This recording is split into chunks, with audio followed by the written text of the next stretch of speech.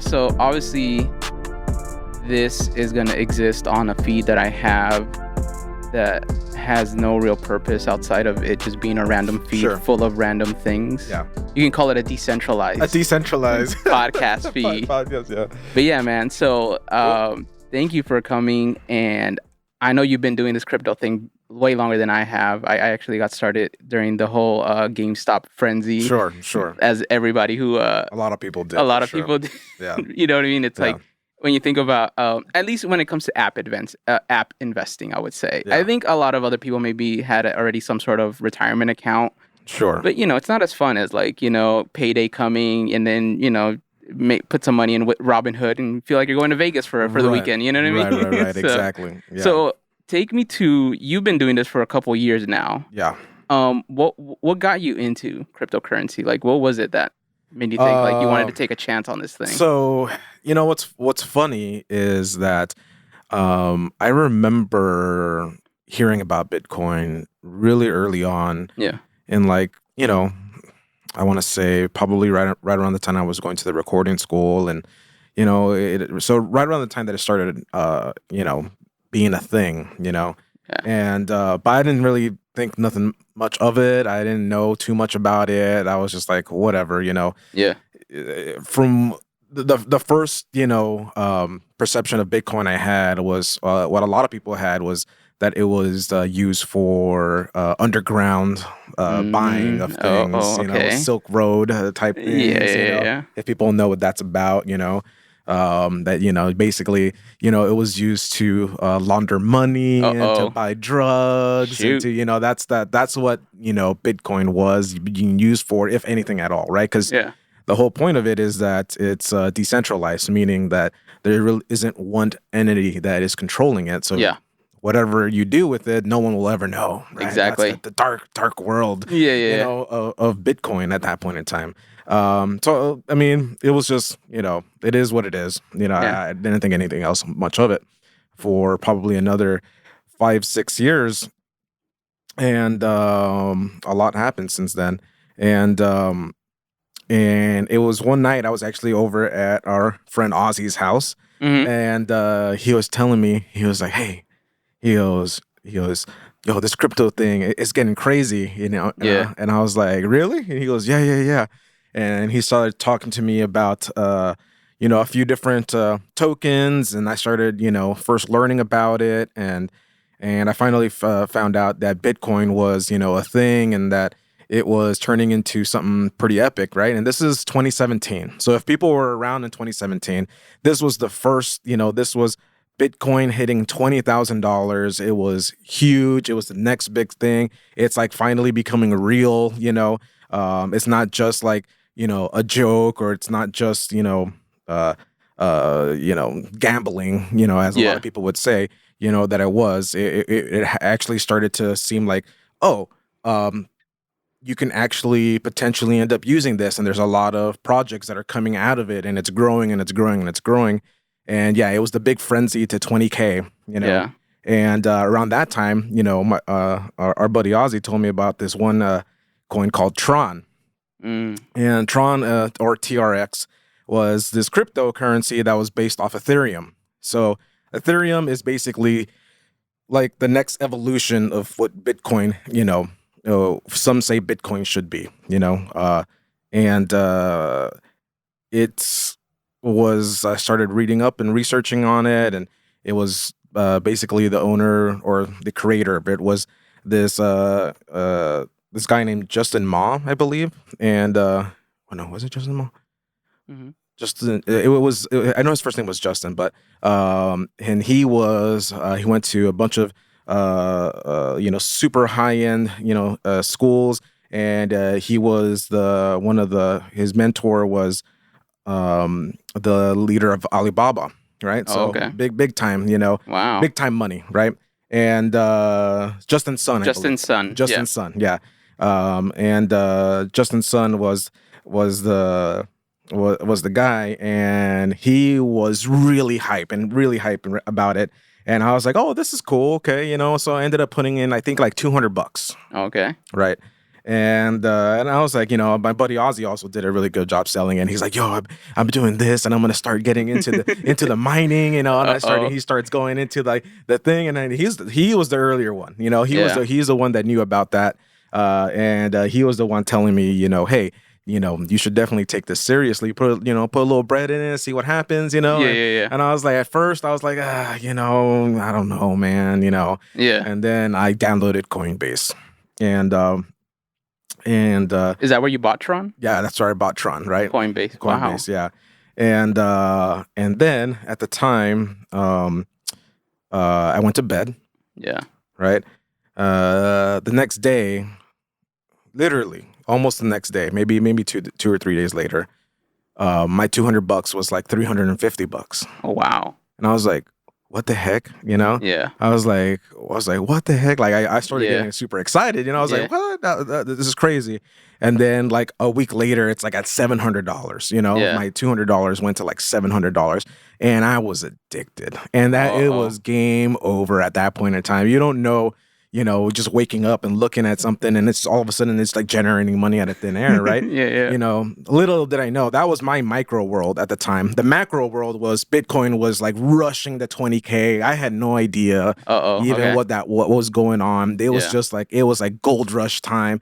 Everyone was buying everything that was crypto. It doesn't matter, so I had no sort of technical analysis or fundamental analysis of Tron, other than I did a little bit of research. So I didn't buy it based off of anything other than my buddy Ozzy saying, hey, you should buy this one. This is the next one, like what you hear nowadays, right? Yeah. And it happened to be, one of the next ones. And it was crazy, And so it was, it was super exciting to get into that world and start learning what it was. And then I started, really, really getting into the weeds with it. And and it's been a journey ever since, and I've been that annoying guy, especially at work, talking about Bitcoin for the last 5 years, so I've been that guy that everyone like memes about, and it's been a fun ride, and it's been cool. Yeah. Well, looking at Ozzy's feed on Instagram, I would think that he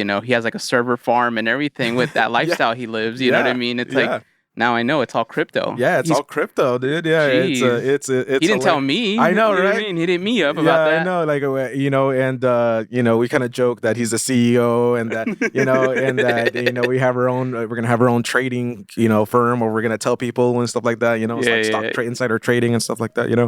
Oh man. But it's fun, man. It's fun, and I guess that's when it can become a problem for people that don't know how to handle finances well. Yeah. Right? Because the thing about it is, all of a sudden you start putting in like a little bit of money from every paycheck into it, because you just think it's just going up forever. And and if you have no idea about the markets, and you have no idea about bull runs and bear, and bear, territory, you really are gambling, right? Yeah. Even if the technology is sound, it definitely hits a certain sort of, I guess euphoric space in your brain, and you just think it's gonna last forever. Yeah. And of course, if people know, 2018 was a huge bear market, right? It peaked at 20K. Bitcoin did. That was the big rally to 20K, and then after that it dumped hard. Wow. Right? And it was one of those things where all of a sudden you wake up, and maybe you had a couple $1,000s in there, and now you're like, wow, I just lost $1,000 in one night, and like what happened with that, and luckily I was, I got to a point where I didn't just start gambling. I started learning about the different cryptocurrencies, and I started learning about trading, and I got really into trading and learning how to read, basically, trading graphs and things like that, on trading. So there is technical analysis within cryptocurrency. Right. Okay. Yeah. So the same technical analysis that you would see in a traditional market. Yeah. You're going to see they're going to be using the same, techniques. They're going to be using the same sort of kind of rule sets that they would use in the traditional markets. It's just that there's way less history in cryptocurrencies or Bitcoin, right? That's true. Versus, the traditional markets has been around for who knows how long at this point, I'm not too, in tune with the traditional market. So it's been around forever, since the stock market was around, right? Yeah. But what was cool about crypto is that it kind of was a little bit nostalgic for me, because it kind of reminded me of the old school days when it came to like downloading music, and because it was just me to you, right? It was peer to peer, and that was the big one of the big phrases was peer to peer in crypto, and that's because that's how these rule sets were made. Right? Yeah. So no one owns Bitcoin. There's not like one person that gives everyone a Bitcoin, right? Mm-hmm. It's transactional. So people are trading within themselves. There's no governing body that is in control, and that kind of reminded me of the good old days. The old Napster days and the old LimeWire, BearShare, all those all those eras where you're you're just downloading music and just doing things like that, on a network. It's just Well, I definitely want to get into kind of more of the deeper stuff down the line, because I'm learning too as well with, like, for example, like now that you're bringing up like the whole those days of LimeWire and even BitTorrent, and I mean BitTorrent's still around, but like I remember when I got into like torrent downloading, like it wasn't good that you were only downloading. You had to also upload and kind of be someone who participated in sharing with other people. Which I kind of equivalent that to like staking. I kind of noticed that when I first heard about staking, I was kind of like, oh, this is kind of like when you're downloading music on BitTorrent, and then at some point you should be the one uploading and being a giver, because then it messes everything up if everybody's staking. So that's right. You know what? I hadn't thought about that in a while. That's how I saw it when I first heard of it. I mean, I didn't want to be that jerk that downloaded that song, and then take it off so that you wouldn't share, because it's using your bandwidth or whatever. Oh yeah, exactly. Yeah, and that was the thing, that it would eat up your internet speed. So like, the more you did it, the more, so then I think that's when also like DSL was a thing, and it meant a lot to have cable and DSL. Now DSL and cable internet are standard, but I don't think kids now know what that was like, that was a huge prestigious thing to have. But yeah, man, I definitely want to go into like the terminology of crypto. Sure. I know that there's a lot of different types of coins out there. I think a lot of people that might be listening to this might be thinking like, yo, like what's the difference between, crypto and stablecoin and, altcoin, and what's all these terms that I'm hearing, tokens, blockchain. Let's go over that. Like, so Bitcoin and Ethereum are cryptocurrencies. Right. And then you got your stable coins like USDC and Tether, I believe, is the other one. And what's the difference between a stable coin and a crypto coin? So stable coins are supposed to be the equivalent to, I guess, what a US dollar would be, or whatever the currency is of where you live. And it's the whole point of why it's stable. It's because it's supposed to have that amount of money actually in real life supporting it. Yeah. Right. So if there is $1 billion in stablecoin of Tether, for example, they have that backed. Yeah. Right. It's there. It's for sure. There is an entity that has it, and it's backed by that. Which there's been some controversy because over the years, because they found out that some stable coins aren't always stable. It's a lot of, they're don't have the same amount of funds that they say they have out, so it can be a little bit tricky. So some people, can get a little bit scared sometimes with stable coins because, you're still having to trust a different entity to say, hey, when you're trading, I'm going to pull out of Bitcoin, for example, and I'm going to put it in a stable coin so that my funds are safe. Yeah. Right. From being in the volatile market. The volatility of it all. That Bitcoin can be, Yeah. Bitcoin would be, I guess, the first cryptocurrency. And Ethereum would then later be based off of that sort of technology, right? Yeah. And basically, Bitcoin kind of came about. There's a cool kind of little thing about Bitcoin, and what really made me kind of really go into why I support that and that sort of movement, because it's not just, oh, this is a cool technology, we should, let's see what we can do, let's play around with it, right? So the person that created Bitcoin was a gentleman named Satoshi Nakamoto, right? So Yeah. Bits of Bitcoin are called Satoshis. Yeah. So that's like when you're saying how much Bitcoin you have, you really are saying I have this many Satoshis, and that's the phrase that was given after him. But what this gentleman wrote in there, which we're not even sure who he actually is. Yeah. That's the crazy other sort of That's a wild thing. Conspiracy part about it that makes it even juicier, right? I can't believe it, man. That we don't actually know for who how created big Bitcoin is now. Right, exactly. It's insane to think that we don't know who built it. Right. And we just there's rumors, and then people think they know, and but no one really knows, And I think that's kind of the cool thing about it. But in the Genesis block, which we'll get into, is basically the first ever Bitcoin that was I guess that was mined, there was a hidden message in it. You know? And in the message it said, the Times 03 January 2009, Chancellor on brink of second bailout for banks, right?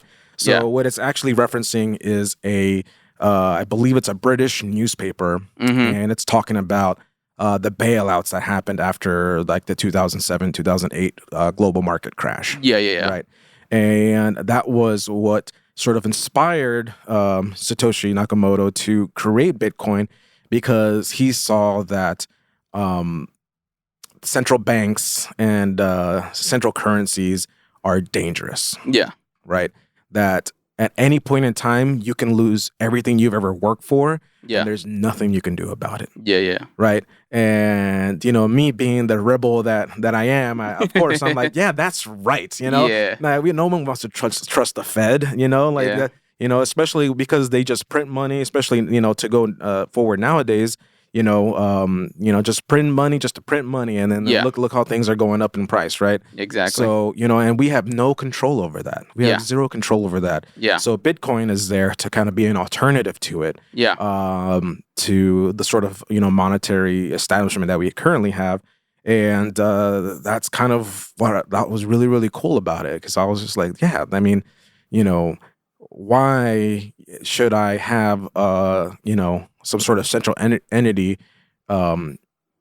be basically me be beholden to them, and they don't have any sort of risk against us? Like they can lose all our money, and there's nothing we can do about it. And there's no like, oh, we're gonna send them all to jail, we're gonna close down their companies. No. Yeah. There's nothing you can do to fight that back. So Right on. So that's one of those things that made Bitcoin super cool to me, and I guess to kind of talk a little bit more about the, how that expanded out into different cryptocurrencies, then came Ethereum, which is the next biggest cryptocurrency.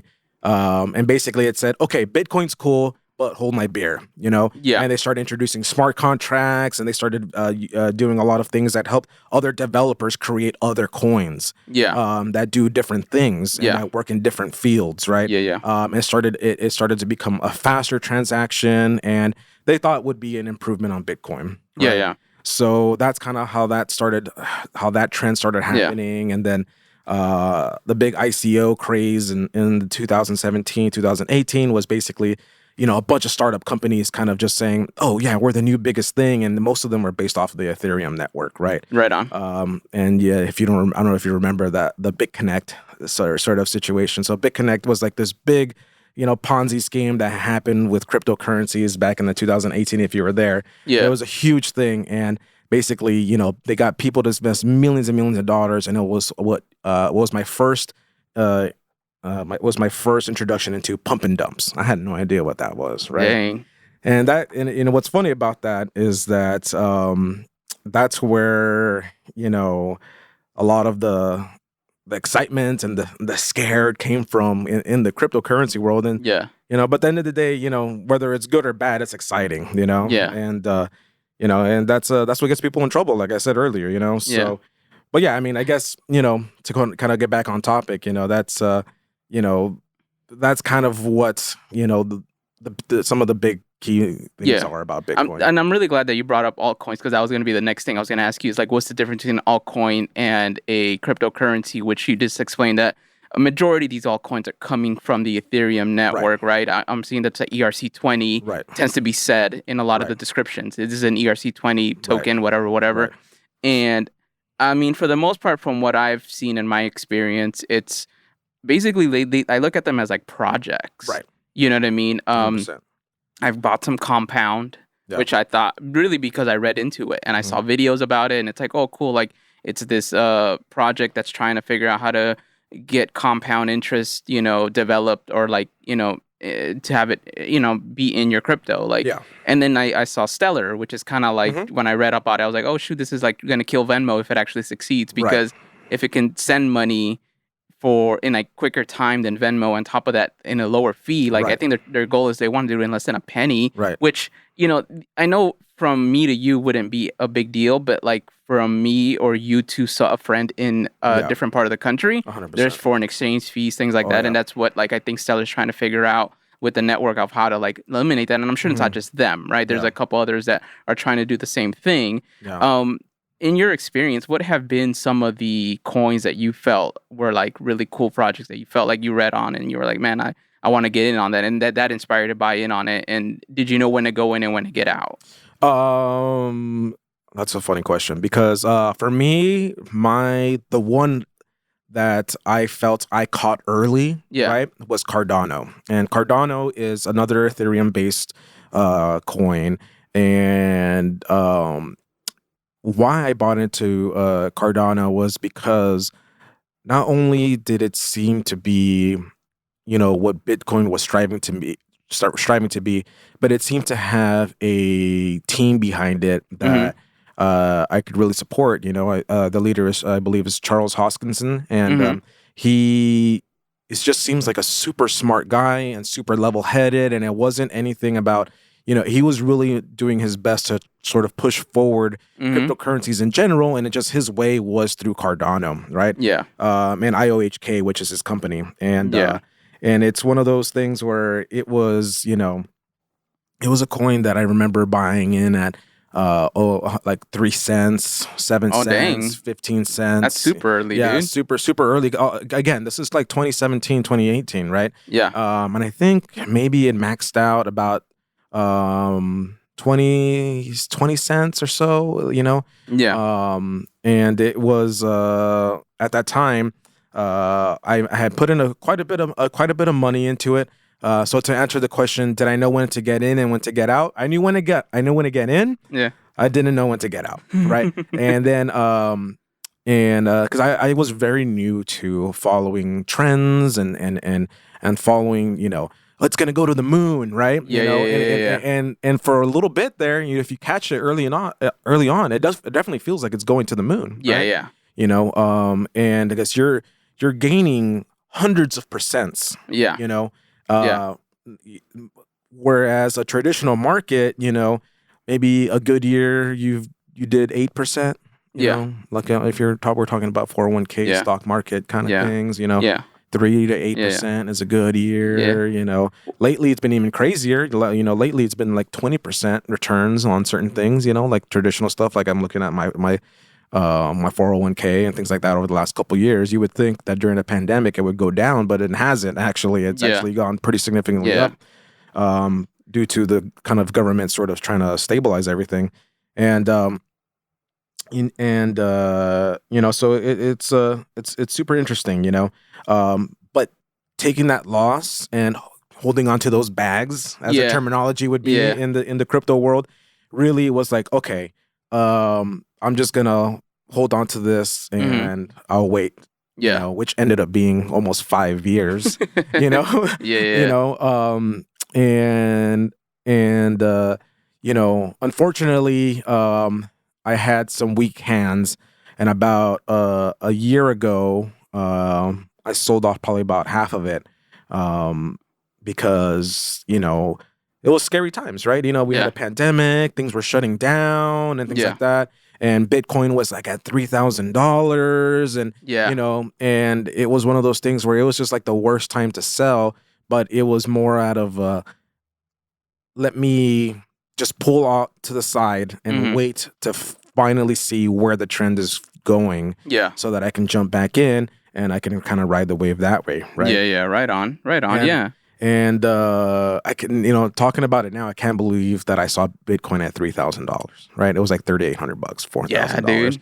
And this was like March of last year. Yeah, March of last year. You know, so to the fact that it almost hit $70,000, you know, I think I want to say it was in the 60s for sure. Yeah. You know, and now it's kind of fallen down into the 40s. Yeah. It's you know, it's crazy. It's been definitely a crazy year. And I was able to kind of hop back in the market and you know, kind of remake some of those gains. And it was cool. You know, it's definitely, it made me want to learn. Yeah. You know, it definitely made me want to learn. And going back to Cardano, you say you got in at like 15 cents. Right now, it's currently at $1.26. Yes. That's why when you said that, I was like, wow, you're really early, because when I saw Cardano, I think it was hovering around closer to that dollar. Yeah. So I was kind of like, oh, okay. But I did hear rumbles from, I want to say, some libertarian podcasters that, you know, talk about crypto, which I noticed is a lot of the people that follow it. Sure. And they were like really huge on Cardano and Solana. Yeah. I think Solana and Cardano have been the latest that I've known, especially with this whole NFT craze that we're going through right now. Right. But obviously, like a lot of these coins, they're operating on what we call a blockchain. Can you explain to us what the blockchain is? Yeah. So, well, I'll do my best to sort of bro science my way through this. But basically, blockchain is sort of the backbone of all this, right? Yeah. So, what makes it a blockchain is basically Bitcoin is sort of mined into a block of data. Yeah. Right.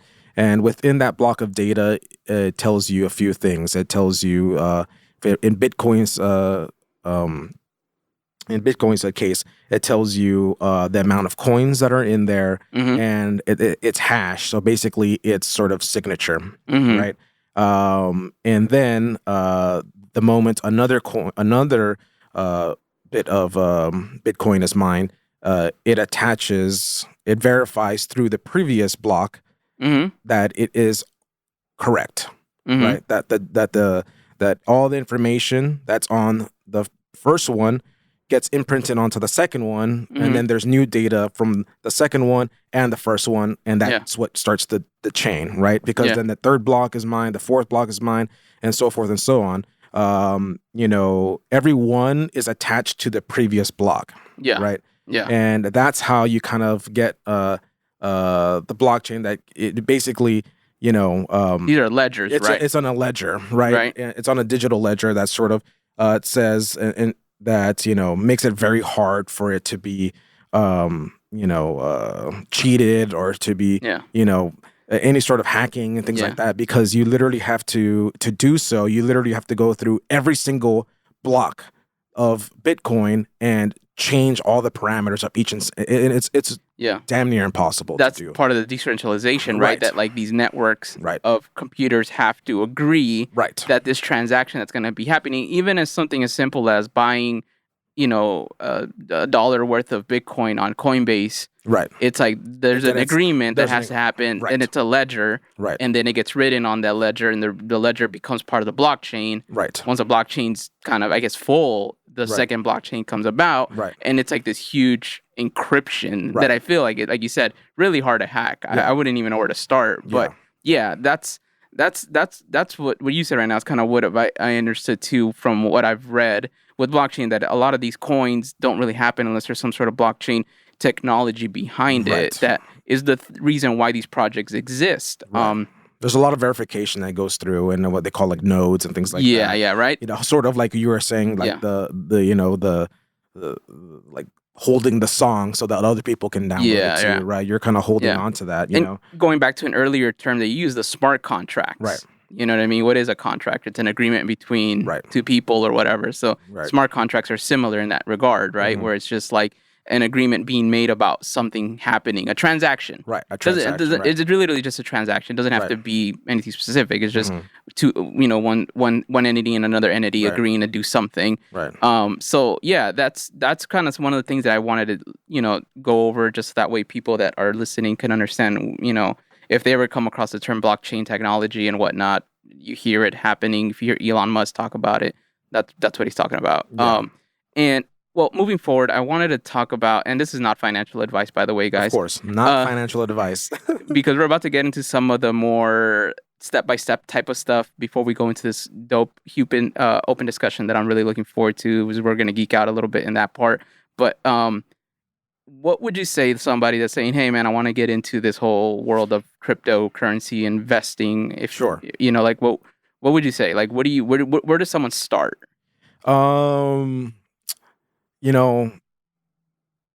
What's funny about that is that just kind of going through my own adventure in cryptocurrency, I used to definitely be sort of like a Bitcoin fanboy, and I used to be telling everyone, buy Bitcoin and stuff. But the reality is that it's someone's finances, right? Yeah. So it's really not financial advice. It's really hard to tell someone to spend their money this way, because then you sort of feel attached to their wins or their losses. And there's a lot of losses in this market, right? Yeah. There's just so many projects out there. You never know which one. There's so many good projects out there. Yeah. Right. It's not just, that's the problem, right? There's so many good projects out there nowadays. Yeah. Compared to before, that it's really hard to see which one is going to take you to the moon and which one's going to get you the Lambo, Yeah. So I've sort of slowed down on telling people, what to do. If people ask me, like you or some of my buddies that know I'm really into it, then I'll talk to them about it, because, they've already showed an interest and I'll tell them what my thoughts are, Yeah. And for me, it's it's a super exciting sort of technology, because I can't wait to see where it's at in 20 years. Yeah. Right? I can't wait to, so if people are asking, are you early? Yes, you're still early. This is 2022. Yeah. And yes, you're still early. You know? So if people are like, oh, it's over, this is it's peak. It's not. It's not peak. Yeah. So if it's something that you're very interested in, then definitely learn about it, and learn about it now, because it's going to be something that's going to pay dividends in the future, I was reading, I was watching this, I think it was CNBC Business or whatever, one of those business channels. And they were saying that basically, that cryptocurrencies and crypto and the blockchain technology, eventually is going to stop making people tons of money. Yeah. And when it stops making people tons of money is when it's really going to change people's lives, because it's so integrated already into the way of life and the technology of the time period, right?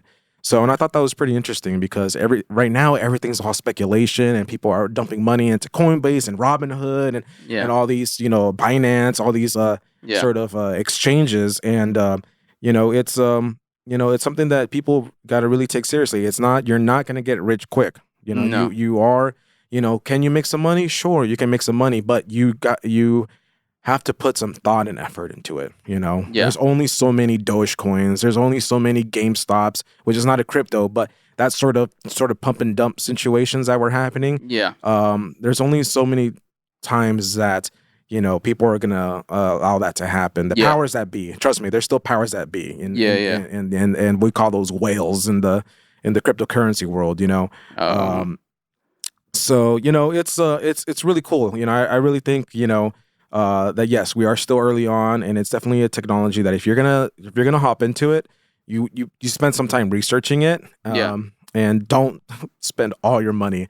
If you want to have some fun, act like you're going to Vegas, and whatever budget you had to go to Vegas that weekend, put it into an exchange, and then have some fun with it. Yeah. But don't ever, invest things that you can't lose. Yeah. Okay. Exactly. So, if you have $500 to spend because you got a bonus check or something like that, yeah, go ahead, put it into some Bitcoin, and then if you do further research and you actually want to make this a part of your investment portfolio, then then you can start putting more money into it. But research it just like you would the traditional markets.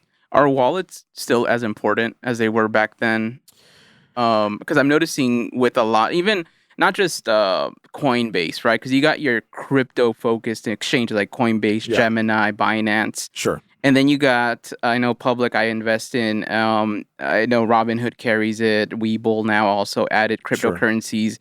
For example, in Public, I'm on Public. I can get it. I haven't bought any yet because I feel like the way they do it there is like they're basically making you feel like you're agreeing to have like a crypto account as well as your brokerage account. So I was like, I don't know if I'm still there yet. I kind of like that everything's in my Coinbase account. Like I'm okay with that. But I noticed that you can buy and sell, but you don't ever get to like move that money out. And I think like every exchange, even Square right now, right? Block, or they're called, right? They're trying to work on getting a wallet because they realize like, oh shoot, people buying, because Cash App is pretty much not forcing you, but they advertise it in your face so much when you open that app that, hey, you do want to buy Bitcoin? Like you can totally do it. And Dorsey wants you to get Bitcoin, and now they're like thinking, oh crap, we should come up with some sort of wallet because doesn't it look weird that you can't really own the coin or whatever the case? So like, are they still going to be as important wallets? I know for a while you even told me hard wallets were something that people should look into. Right. But I don't know, man. I feel like with the technology progressing, I feel like a lot of these things, I don't know how much of this is really going to be needed, There's probably two trains of thought on that. And one is, are you a long-term investor or are you a short-term trader? Yeah. Right? And if you're a long-term investor, then yes, get a ledger, like it looks like a little USB coin, drive, and buy your crypto and pull it off the server and put it into your wallet and then put it in a safe. Yeah. Go put it in the bank. Go put it somewhere that you can't touch it. Yeah. Okay.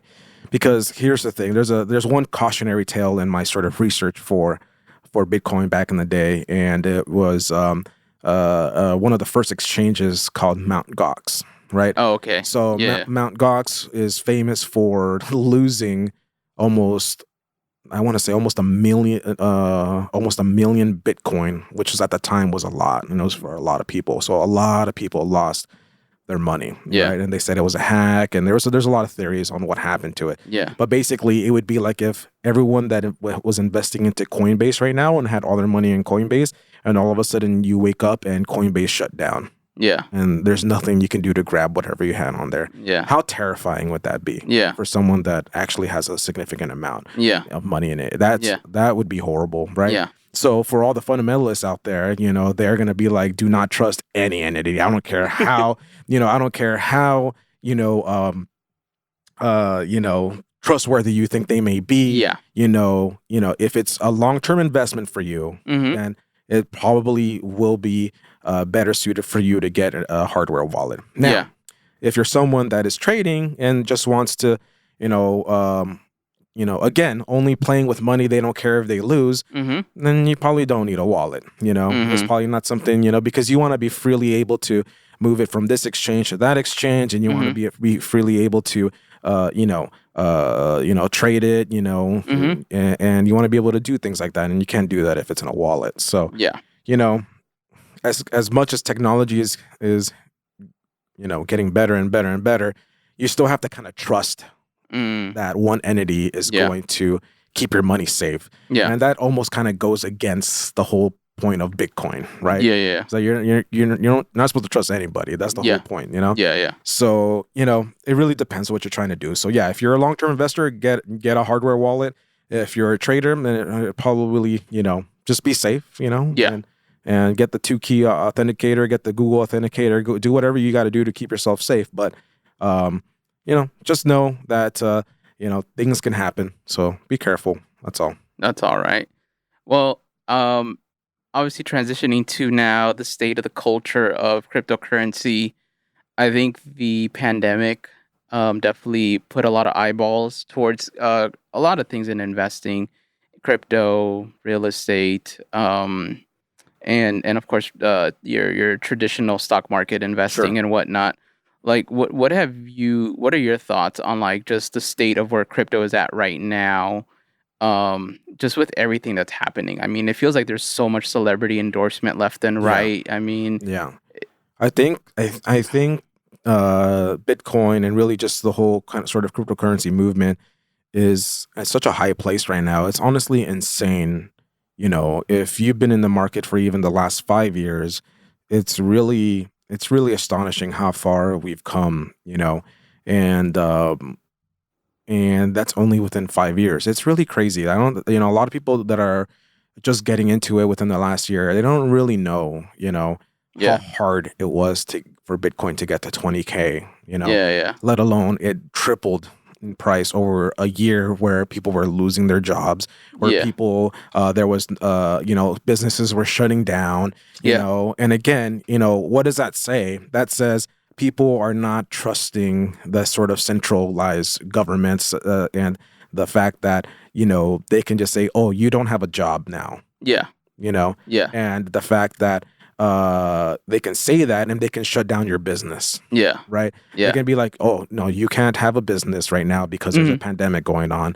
You can't feed your family. You can't, and there's rules and regulations on how businesses have to run. And they're like, wait a second, like, who are you to tell me how to run my business? I pay my taxes, I pay my bills. So I completely understand that sort of perspective. And I can see why something like Bitcoin is so romanticized right now, because it's like, oh yeah, this is like, it's like kind of power to the people. This is our way to do transactions and our way to kind of fund our futures, because we can't trust that we're going to have Social Security when we grow up for our generation, right? Yeah. If Social Security for our generation is supposed to be bankrupt by the time we're able to use it. That's true. So, it's one of those things where it's like, so how do we take care of ourselves and say, hey, are we going to be okay when we're older? And for our generation, that is very, our generation being in our 30s, I don't want to say that too loud, but basically, where we kind of grew up with technology, we grew up with it and without it. So we adapt easily to it. We adapt easily to it, So I think it's super cool that, we get to sort of live through this, And yeah, I think it's exciting. I think everything for crypto is exciting. I think there's going to be a lot of changes, over the next decade and further. Yeah, sure. It's interesting because I think like even within the last year, it kind of felt like you got to see the good and the bad within that year. Like we got to see the Dogecoin craze, which I know like you were texting me about how dumb this was. Like why are people really going in on this thing? Because of Elon Musk, of course. And that guy moves the needle for crypto. 100%. And it's insane. And then now Shiba Inu was like one of the newer ones, and it's kind of like, are we really doing this? Like, but there's real projects being done out there, guys. So it's like and you know what? And here's the thing, because I remember that night, that night very vividly, because you're like, oh my god, you texted me and you were like, oh my god, Dogecoin's at a penny, right? And I was like, what? Because it was like sub pennies, like to buy Dogecoin. And everybody was like, buy Dogecoin. And, what's funny enough is that Dogecoin is actually, when it comes to the backbone, it's almost an exact replica of Bitcoin, right? Yeah. But it's a meme coin because it was literally made as a joke. Yeah. And the people that own it now are like billionaires, and they made it as a joke, right? Hence the Doge and the cute little Doge. That's the mascot. And I really had a sort of because I've been around a lot longer. I'm very more sophisticated in the Bitcoin ways, right? Yeah. I look at these kind of meme coins as like just complete garbage, just complete and utter trash. That if people are gonna make money on it, then good for them. But like this is not a solid investment, right? Shiba Inu, Dogecoin, and tons of others. These are not solid investments. And having seen pump and dumps over the last few years, I was very, very cautious to getting into it, overly cautious. And I think there was something to be said about the sort of, the naiveness of the market at the time and not knowing certain things. that got people brave. They Yeah. got people super brave. And Mhm. and you know, the whole what was it, the End Wall Street movement, you know, that was going on at the time. Well, what was it? The Reddit channel? Yeah, the Reddit channel. Wall Street Bets. Wall Street Bets, right? You know, and the whole GameStop thing. Yeah. You know, that was something new that happened. That was a special moment because Yeah. that was literally the people putting a voice to their money and playing with people that you would consider elite in the banking industries and saying basically F you. Yeah, the short squeeze. Yeah, the short squeeze that they were not ready for and lost people, like shut down big brokerages, you know, like basically lost a lot of money for a lot of people, rich people, and a lot of, you know, people like you and me, a lot of short sellers, you know, ended up, you know, getting a nice little check there, you know, and it was crazy. And I remember us laughing because I had put some money. I think I put like $200 and I didn't put anything too crazy, guys. You know, it wasn't like I didn't, you know, but I remember being like laughing because it was like, oh my God, it's at 3 cents. Oh my God, it's at 4 cents. You know, like I was just like, what the heck is going on? And then it was like, boom, it like hit like 12 cents. And I was like, oh my God. I'm like, okay, I'm going to pull out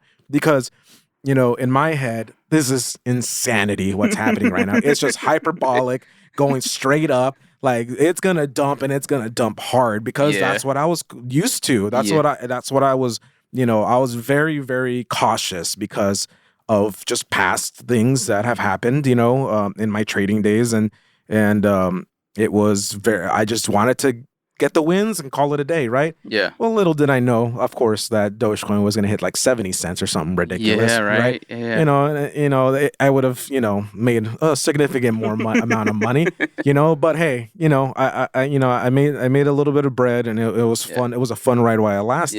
Yeah. You know, but you know, it's very scary because I know there's a lot of people out there that are very quiet right now. Oh, of course. Let's just say it. Let's just put it that way. Yeah, right? yeah. And you know, they were like, Dogecoin to the moon, Dogecoin to the moon. Yeah. You know, it's like, okay. Diamond hands and all that. You know, and I'm like, okay, you know, but you know, a lot of these people were investing at 40 cents, at 50 cents, at 60 cents, and they were like, it's gonna keep going, it's gonna go to $1, it's gonna go to $1. Yeah. Right. And that's what the Redditors were telling you. Don't sell, it's gonna get to $1. Don't sell, it's gonna get to $1. And that's how they get you. Right? Yeah. Yeah. And that's how they get you. They tell you a price that it's gonna go to, and there's a lot of people that are like, we're gonna pull out at 70 cents. Yeah. Yeah. You know, and then they pull the rug on a lot of people, and a lot of people lose a lot of money. And it's, you know, that's what people don't understand about, you know, those sort of coins is that, you know, if you're going to have some fun with it, have some fun with it. Yeah. You know, but those are coins you don't leave your money in for long term. No, and it is what it is. There's going to be people that say otherwise, and that's fine. We can have differing opinions, you know? Mm-hmm. But that is to me, that is not an investment. Yeah. And that's just the reality of it. Right on. Yeah, no, man, I totally understand that. I think that, I think for the most part, it's just, this is what happens, right? When you are on the internet for that long in your life and you just follow what it says, you don't make sound decisions in terms of, because these are investments. So you have to do your research, right? They always talk about due diligence, and that's a huge thing, right? And I mean, I've been on Wall Street Bets, and yes, it's a pretty wild space there. And I think now it got too wild. I remember being there before the GameStop craze, and it felt a lot more stable. Like people were putting due diligence information on there, and like there was some really responsible research being posted. You know what I mean? And it was cool because it was like they were basically condensing all the info for you to know whether you want to get in on it or not. Like you can make a sound decision. Then after the GameStop thing, it got really ridiculous with how popular it got, and it got really dumb. And I think that's when I stopped following it fully, because I had to dig through all the DD, you know what I mean? Like I couldn't just go and see like, oh, okay, like this one has like a potential, or these, you know, this is what I'm seeing on because a lot of them post like a lot of fundamental analysis stuff. But then it became a thing where it's like, now it just became a bunch of memes. It became a bunch of like, you know, basically videos and memes and people making songs that they thought, you know, and I was like, oh, come on, man. Like, then it kind of becomes that. And then now it becomes basically like another version of TikTok on Reddit, which is weird. Yeah. But yeah, no, but I mean, honestly, I'm excited for what crypto is doing as far as just like, it seems like it's really going out as far as the technology of it, going out and trying to figure out ways to make things easier for people. Right. Like, I know the government is one thing. Like, I know that a lot of people that are currently in office, not really big fans of it because of the fact that it's like a threat to the dollar. Sure. It's a threat to the Federal Reserve, Of course. really. And, you know, I mean, there was a hearing recently, right, Sure. where they brought in these crypto, and those guys did a good job answering those questions. I was really blown away. So it was kind of one of those things where I was like, oh, wow, like, this is pretty cool, like, because they made you feel hopeful about the fact that they're trying to build something. Right. It's just that, like, yes, it's misunderstood, and yes, there are some bad players, but that's not everybody. Right. You know what I mean? Like, you got some projects that are really trying to figure out, like, you know, you linked me to the Web3 domain stuff, and then you showed me the video about the music industry and what that guy's doing. So I signed up for that account on Audius, and I kind of like I'm in on it. It reminds me, I was playing with the app. It reminds me of old school SoundCloud. Yeah. Yep. Where it's just literally just people making music and posting it, and it was very organic. Yeah. And I miss that. Yeah. Like, I miss that version of SoundCloud where you people just post music, you share, and that's it. None of this, like, now what it is now. Right. Now there's advertisements in the middle. Right. The labels got involved, so now the labels are like the site is prioritizing the label releases over, like, you know, the indie stuff. Right. And, you know, and then there was a moment where they were taking down remixes, taking down DJ mixes, which now they're not doing because they realized like, oh crap, like, that's not cool. Which it's supposed to be a for the people thing. So I'm so for like projects like Audius and others that are out there. I saw Nas is now doing his Royal IO one, which I thought was pretty cool. I saw that he backed it up a week because the site crashed. Yeah, the site crashed. And I actually signed up for freaking Royal IO to hope to see if I could be able to get something on there, but then it crashed. And I guess in a way it was good because I was in the middle of a taping for another podcast. I couldn't really be on the website. You know what I mean? Yeah. But I knew it. I was talking to some buddies that I talk music with, and I had told them, dude, this is going to be big. Like, it's probably not, I don't even know if I'm going to have a shot at getting anything here because it's happened. I wanted to talk about NFTs because I know NFTs are like the craze right now. Like, you're seeing, I was listening to Dylan and Joe Rogan, and he was like, I like that line that Tim Dillon said. He's all like, we're having pictures of apes go for the price of a Lamborghini. Yeah, you know, just so you can get on a yacht, right? On a special yacht, right? I think that's what it is, you know. So it's pretty crazy, but yeah, man, I remember hearing about NFTs last year. I remember Gary Vee being a big proponent of it, and then I kind of felt like I still didn't understand what this all meant. Like, I was like, why would anybody buy a piece of picture or whatever? Right. I was like one of those in the beginning. I was like, why don't you just screenshot it or whatever? Right. Exactly. Yeah. But now that I own NFTs, I understand it. Yeah. It's the fact that it's a collectible, meaning you only have, there's only a certain amount that exists, and you're one of the owners of it. Right. Now, if you don't still understand it, it's kind of like buying vinyl and knowing that only like 100 were made of that vinyl record. Exactly. And that's kind of what it is. That's like the easiest thing I can come up with because a lot of my buddies, you know, we all do music here. Yeah. So like you do music, everybody does music. It's kind of like the easiest way to do it. So like, you just imagine, you know, Tupac Greatest Hits comes out and it's only 100 copies ever. Right. Like never after that. Right. That means only 100 people in the world can own it. Or, you know what I mean? Like that definitely, that's what it does. It's just that it's in a digital space. And there's first editions, second editions. Exactly. And, you know, and it's the same sort of thing as any other collectible, except it's digital. And that's what makes it weird, right? Yeah, exactly. Because it's on your phone and it's like, how do you show this off? Right, exactly. You know? It's super interesting, you know, it's super cool, you know, and it's a way to just own something digitally and you know, just it's a collector item. Now, I think where it gets dangerous for a lot of people is that it's getting pretty oversaturated pretty quickly. Yeah. You don't just buy. There's different kinds of NFTs, right? So, for example, you know, like the Street Fighter one that you gifted me, right? That's just a straight up collectible, right? It's just an NFT that it's an image of a cool image of one of your favorite Street Fighters. And it is just a collectible that you hold on to, right? And if it appreciates in value, it appreciates in value. If it doesn't, it doesn't. It is what it is, right? Yeah. But a lot of some of the other NFTs, like for example, Gary Vee's NFTs aren't just isn't just like a little squiggly tiger that he drew.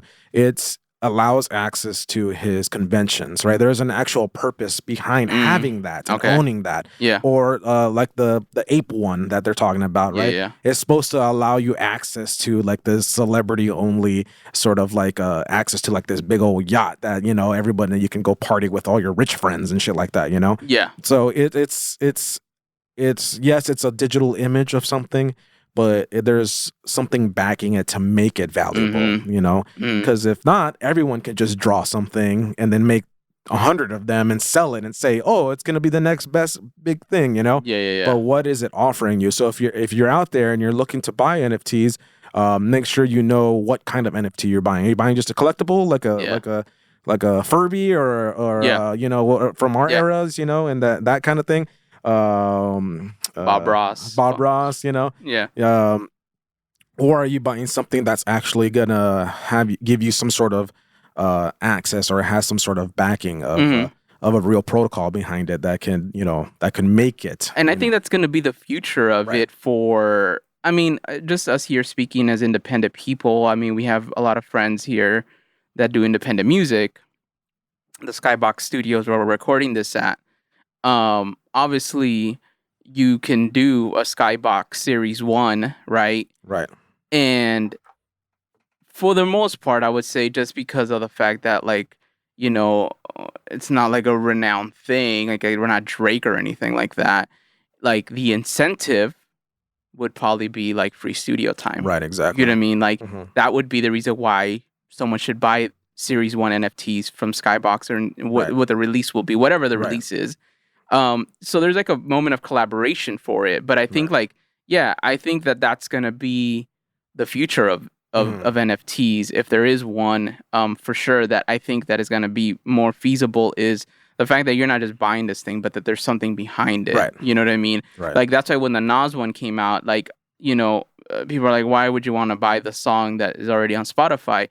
It's because Nas is putting, I think they're giving you a percentage of the ownership of the royalties of the song. Yeah, exactly. So, which is super cool. Which is really cool, right? Yeah, I mean, super cool. It feels like he's kind of throwing himself out there first to see how this all plays out on just 2 songs, you know? So, how else can you motivate someone to tell people about your music than having them own a part of it? Exactly. Right? Because now what he's saying is my fans will get part of my royalties off of these songs.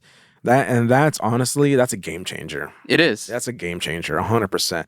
You know, it's going to motivate people to listen to his record. It's going to motivate people to tell people about his record. Yeah. And that should be a notice for any up and coming artists of how to do it. Yeah, you know? exactly. Get your community involved. And have them care. Right? Yeah. At the end of the day, they have to care about you. And how else to sort of enforce that by saying, hey, we can make bread together. Let's do it, you know? Yeah. So this is super cool. I can't wait to see how that comes out and what that turns into. Because definitely a path for a lot of people to follow once that gets big. Yeah, no, for sure. I think that that's going to be a huge part of it for a lot of musicians, a lot of people that do, you know, film people who do videos, content creators in general. I think that you're going to see a lot of this stuff of like trying to figure out how to make the fan be more of a fan. Right. Just because it's kind of already a proven theory. Like, you can press, I don't know, 100 vinyl copies of your record in a certain color. And most likely that'll sell out because people will want that color. Why? Because there's only 100 copies of them. Right. Now, that's kind of like the same idea with the NFT world, where like if you put, because at the same time, not only are they getting royalties, but there's only a certain amount being made. Right. There's scarcity. So there's a scarcity effect, right? And I noticed that with NFTs, it's like, which is going to be cool for artists that are coming up, is that like, the vinyl example is I could buy the colored vinyl and I have one of 100 of them. And let's say at some point I'm like, hey, you know what? I want to sell it because I just feel like, you know, I think I can make something off of this. I could sell it to you for 150 or whatever because I feel that's what it's worth. And you give me 150. The bummer part is that the artist that pressed that vinyl is not getting a percentage off that. Right. And what I'm reading now is that like with NFTs, like anytime it resells in the secondary market, the artist gets a percentage of that, which I think was one of the issues. bottom line with the music industry was just the fact that people aren't making enough money. Right. And I think that was a huge thing that we all see it, and you've experienced it as well as an engineer, like interning at different studios, working with artists that had like notoriety, and like how much did you make off of that? You know what I mean? Like at some point it's cool to tell people that you got to meet these people, that you got to talk to these people, that you got to hang in these people. You know, even for me working in radio, like it's kind of like, yeah, it's cool. I get to like, you know, I did a thing with Tom Hanks in the interview. Like I didn't talk to him, but like I engineered it. But like at the end of the day, like you do all this stuff, you meet all these people, but it really just amounts to just photos and memories, and that's great. Right. But it doesn't pay the bills. Right. You know what I mean? Exactly. And I think that you can only do so much flexing in this whole space of music and creative world about who you know and networking. At the end of the day, if it doesn't amount to your wealth going up or building any sort of wealth off of it, it really gets kind of just becomes old stories after a while. Yeah. Because at the same time, you kind of get tired as you get older, and then you feel like you don't know if you want to still keep doing it because now you're kind of a little burnt out. Sure. And then all you have is these stories of, you know, the day that you did the recording of Tom Hanks' interview. And you know what I mean? Exactly. So I think that as far as the content creation of it, and I don't want to call music content because I feel like that's also dismissive. Like it's art, you know what I mean? Sure. It's something that means something to somebody. But like I was talking to my buddy Nahum about it. I got him into Audius too as well. He signed up right after me. But like, you know, he's a big proponent of adopting everything early. So like he's even into looking into like what can he do in this whole NFT space with his next project that he's trying to record and all that. So I've always think like that's cool. And I mean, that's just for music. Sure. I mean, I think the whole NFT thing, depending on what you're creating and whatever space you want to get into creatively, you know, I think there's something for everybody. I feel like even podcasting eventually will have 100%. A space in the blockchain technology and a space in Web3 and all this stuff that we're talking that you're hearing about, which is kind of funny how it's not really tied to Coinbase, but it almost feels like it is. Because I feel like you don't have Bitcoin, Coinbase, or you don't have Web3, I should say, all this without Bitcoin, Coinbase existing in the past. Because at the end of the day, everything's trying to progress into something that creates some sort of, basically trying to build a new economy. You know what I mean? I think at the same time, too, with the NFT thing that I've had friends be confused about is the whole idea of, you know, how does this translate into actually getting dollars in your account? Right. And I think that, like, I don't know how to fully explain that. I think it's dangerous to even think like that because it's one of those things where, you know, certain ones are going to appreciate in value and certain ones aren't, you know? Yeah. In fact, most probably aren't going to appreciate, right? Yeah. It just is what, you never know what's going to make something pop off and be valuable. So, you know, it's that early right now. Yeah. It's literally that early. Yeah. So, you know, a lot of these NFT projects aren't going to mean or have any sort of value in 10 years. And there's going to be some that are going to be super valuable, you know, and that's where that sort of due diligence and not just getting caught up in the moment of the hype of the Dogecoin hype and buying, you know, like that sort of like, don't do that if you're trying to make sound investments, and that includes NFTs, you know? Yeah. So make something that's going to, you know, if you're going to buy NFTs, buy something that is either, you know, it's just something cool that you want to have for fun, or has some sort of real sort of backing and allows you certain sort of access, or, you know, is something that is sound, you know, and, you know, if anybody's like, oh, how much money is this going to make me, you know, you're already in it for the wrong reasons, and you could potentially wake up to a really, really brutal reality. Yeah. So just be careful out there, people, for sure. Yeah. No, definitely. Do your research. Yes, I jumped in on the Vive collection blockchain because I was really intrigued by the fact that they got the deal with Disney. Yeah.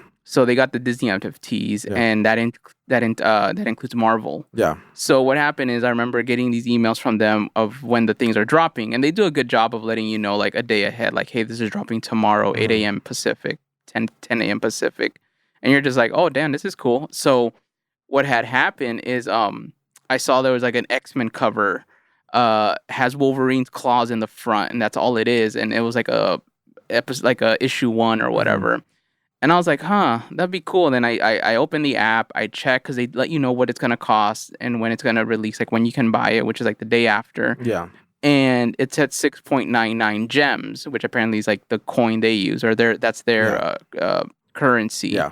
I believe it's a token, but that's what they use, 6.99 gems for this one cover art, and they have 8 variants of it. So you're basically getting one of the 8. Yeah. And I go to the part where you could say like, okay, how would I be able to buy this, like a gem coin or whatever? Right. And theirs says that their gem coin is kind of pegged to the dollar, so that it's $1 per thing. So ideally, you're saying it's gonna cost me $7. Yeah. For this, so I was thinking, how $7 wouldn't be too bad, you know? I'm thinking I could do that, you know. Yeah. So the day comes that I'm about to get it, but I haven't converted the money yet because I think that you buy it and then they kind of charge your credit card. Right. And then it's ideally like the conversion happens through the credit card transaction. But it's 7:59, I log in, and then it's 8 a.m. and I open and I go to the page and it says sold out.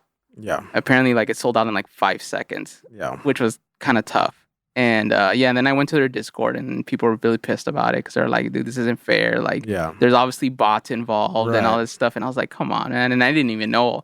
Like, and that's how far advanced it is with the whole, how much this stuff can be like still kind of tough. But at the same time, like you're talking about Marvel. Right. You know what I mean? Like, and I think that's the crazy part. I think people think that the NFT thing might be, they might feel like they're late, even though it's still really early. But they might feel a little late because of the fact that you got Marvel, you got Disney, you got DC Comics, Cartoon Network they're all on the Vive chain. But just think about it. You know, you named all things that have a ton of exposure, so of course, you know, it's like all the new shoe dropping. Everyone, you know, it's the same thing. Yeah, because that's the only time that you're like guaranteed money. Yeah. Right? So you know. That's why all these other projects to me are way cooler because it's like it's to me it's like the equivalent of hearing that first mixtape from that one artist that blows up later, right? Yeah, exactly. It's like, and how many times have you been that person? You know, like I feel like we've all been that people. To bring it back to a music thing, where like we found someone super early, and we heard their music super early, and we're like, oh yeah, I've been a fan since this and that. Yeah, you know? yeah. You know, and. And it's that same sort of thing, you know. You look out for some cool projects, you know, read up on the projects and kind of go from there, you know. And then sometimes, you know, you end up catching a Kendrick Lamar early, and then sometimes you end up catching you know, I don't even know who, you know, like Diggy Simmons or something. Yeah, exactly. You know, and you're like, oh yeah, you know, you know, or. You know, for me, I thought I'm thinking it was like a B.O.B., right? Because I remember catching B.O.B. pretty early, you know, and he did his thing and then he disappeared, right? Yeah. You know, whereas Kendrick, another one that, you know, relatively early, you know, and look at him now, you know. So of course, if I had bought a Kendrick NFT back when I heard his mixtape, right? You know, I would Section 80, over the dedicated. Yeah, exactly. You know, so then, you know.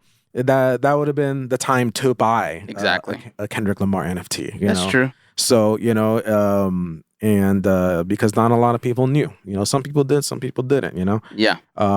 So same sort of mindset. You know, try to find that one project that you know that you think is cool, and if you want to invest in it, then invest in it. You know. So just know that things aren't going to happen overnight for sure. That's true. That's very true, man. Well. Just to put a bow on this conversation, man, what are your predictions for the future of cryptocurrencies? Buy Bitcoin right now. No. You know, it's stack your sats. Yeah, or what is it? Yeah, it's the Satoshis, man. Get your Satoshis up, guys and gals. You know, I think is you know, I think it's a growing market still. You're not late for sure. And if you're really interested in it, do your due diligence and research. But you know, Bitcoin's here and it's here to stay. That's really pretty much right. That's just what it is, you know. Yeah. And you can either hop on board or not. But Bitcoin and cryptocurrency and blockchain technology is going to affect your life in the future. So it would be best to get to know it now, so that you know you can be a part of that. You know, it'd be really cool. Yeah, man, for sure, dude. Well, thank you so much for coming through, man. This was really fun. I learned a lot. This is the first time I heard your story, which is funny because we're cousins. But like, you know, I've always wanted to ask you, like, why'd you get into it and all that? Because just seeing how big it is now, dude. It's so common. It's a mainstream thing. Like, 100%. I like talking about CNBC. Like, I tuned into it every now and then. I'll tune into it just to see what they're saying about stuff. They're always wrong, by the way. Just so you know, they are always wrong. Anyone that's like on the money channels and stuff like that, don't ever listen to them. Yeah. They literally have no idea what they're talking about when it comes to blockchain and cryptocurrencies. So, anyways, yes. When they have Pelosi on or something. Yeah, exactly. God, you know, they can't. You know, that's a whole nother podcast right there. Oh man. But yeah, man, no. So, but what tripped me out about CNBC is that they actually put the Bitcoin price on the chart on the bottom now as like as like a daily thing to watch on top of the S&P and the Dow Jones. It's like you got the BTC popping up. I was like, is this for real? And it's like, yeah, it's really happening. Like they're scrolling through it and you see the BTC price, and I'm just like, oh wow, I guess it's official, man. But again, that was a cool thing about also Coinbase going public. I thought that was super dope because I think it solidified it, and it was like it's here to stay. Yeah. And I'm just excited for some of the projects that are coming out. But like you said, due diligence, I try not to, like literally it's like 5% of my portfolio. I'm not trying to really, go all in like that, but it is exciting. And I love to see what happens with some of the projects and what they do. I'm interested in other stuff, but yeah, man, we'll have to get together and do like a part 2 of this because I definitely want to get into like DAOs and, just a bunch of DeFi. And there's a couple other things that are a bit on the more advanced side, but I know that like I wanted this episode to be more on the beginner, like, entry level, like, hey, like I'm just kind of curious and I want to know. But, so yeah, definitely. But thank you guys. And we'll talk soon. And yeah, man, is there anywhere they could follow you at? Yeah, you can check me out, my recording studio at the Skybox Studio at Instagram, and on Twitter, I believe at the moment. So, yeah, wrapping up this year, do some cool things. So yeah, definitely check me out. Sounds good, man. But yeah, well, thank you guys so much, and we'll see you guys next time on this random podcast feed. I don't know. I called it. It's a work in progress, guys. Okay. It's called There's This Podcast, and it's just random stuff. Yeah. I wanted it to be like that. Decentralized. That's right. All right, guys. Later. Out.